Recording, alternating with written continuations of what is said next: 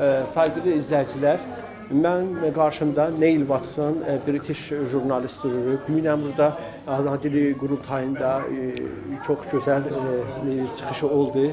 Mən Neil Watson'la bir intervyu olacaqdı burada. Suallar verəcəyəm. Sonra tərcüməsini sonra sizin üçün edəcəm. Hi Neil, thanks for coming.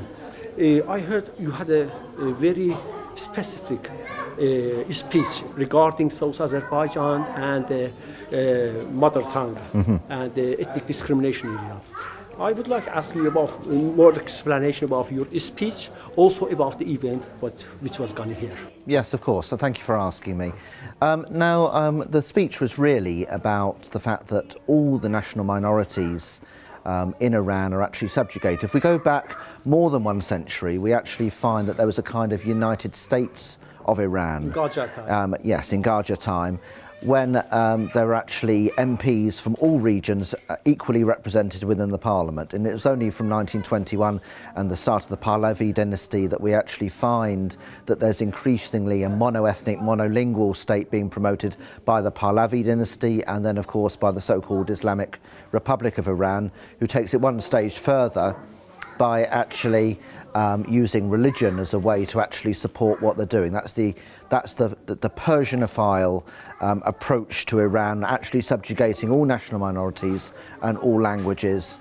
And the fact that now in South Azerbaijan, which is not an inconsiderable amount of Azerbaijan, of Iran, it's 30 to 40 million people who actually live there, who are Azerbaijani by ethnicity. They're not able to be taught in their own language.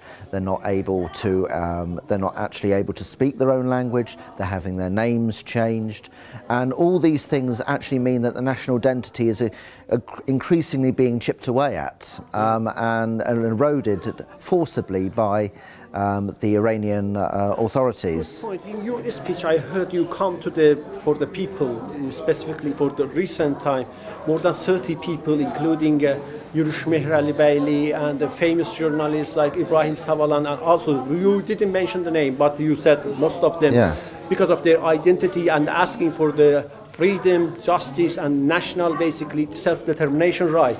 And have you basically assessed this? Well, the fact is that over the last year to 18 months, we've actually seen, to a certain extent, we've seen a lot more dissent within Iran itself. We've actually seen the various minorities, and the Azerbaijani minority is very considerable, but we've actually seen the various minorities actually asking for more and more rights, or indeed for their independence, for their self-determination. And the fact is that recently these people have actually been locked up. They are the intelligentsia. They are high profile, and they are there as a warning against dissent, against having any kind of uprising against the Islamic authorities within Iran itself. So I think that's the reason why they are being locked up, but that actually is only the tip of the iceberg.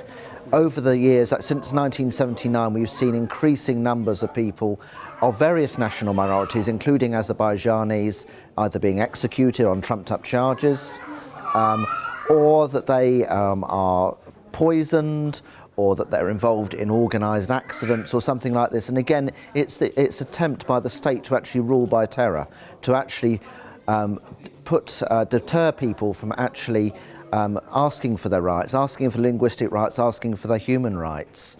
We're seeing more and more of this actually going on. But I do think that we are seeing, for the first time in 45 years this year, in fact, we're actually seeing more chance for the various national minorities in Iran to actually get some degree of independence. So let us hope that we go some way more towards getting this.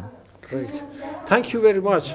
Any more things you want Yes, I was just going to say something about the event itself, that I think it was a very, very valuable event. Mother tongue, as I said in my speech, that the actual language that people speak is emblematic of their identity. We didn't just focus on Azerbaijan, we spoke about South Africa, we spoke about the Arabic minority as well, who of course are in Iran, and we've spoken about also the Republic of Ireland, the fact that all colonising regimes, they actually use the same approach towards ethnic and national rights. And also the fact is that we've seen obviously a wonderful celebration of Azerbaijani culture. If we look about the two parts of Azerbaijan, where really 2/3 of Azerbaijan is in Iran because of the treaties of the early 19th century, we've seen that they are one and the same culture, that they are one and the same language as well.